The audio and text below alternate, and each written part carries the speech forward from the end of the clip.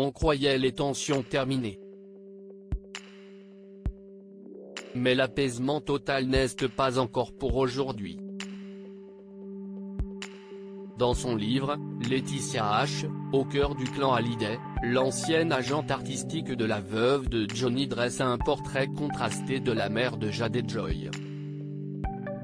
Et si Laetitia Hallyday a fait un geste juridique inédit envers Laura Smet et David Hallyday, ce n'est pas pour les beaux yeux de la fille aînée de l'idole et des jeunes. À en croire Laurence Favalelli, elle ne porterait en effet pas du tout la comédienne dans son cœur. Les mauvaises relations avec Laura n'ont rien d'exceptionnel entre une belle-mère et une belle-fille, raconte l'ancienne proche de Laetitia Hallyday dans les colonnes de la Dépêche du Midi. Et la veuve de Johnny n'a jamais mâché ses mots en évoquant sa belle-fille. Elle m'agresse, elle me pollue la vie, aurait-elle même lâché à son ex-agente artistique.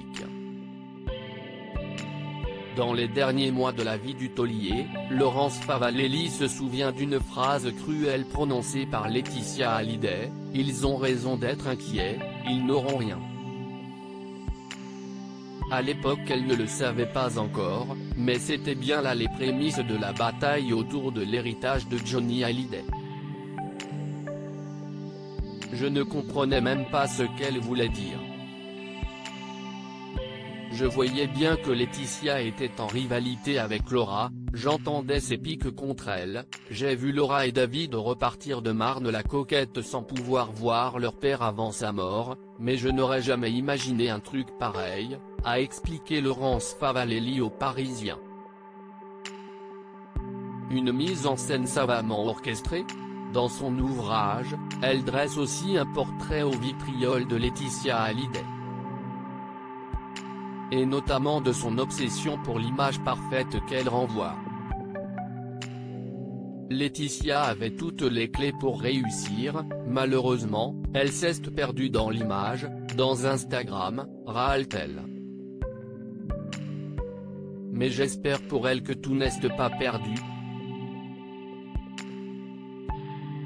Je démonte ce système dans lequel tout est mis en scène, avec Instagram comme centre du monde.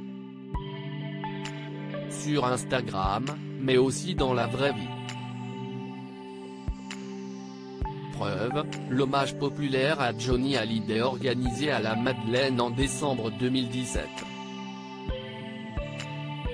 Si estime-moi qui lui est soufflé de faire comme Jackie Kennedy aux obsèques de son mari, révèle Laurence Favalelli.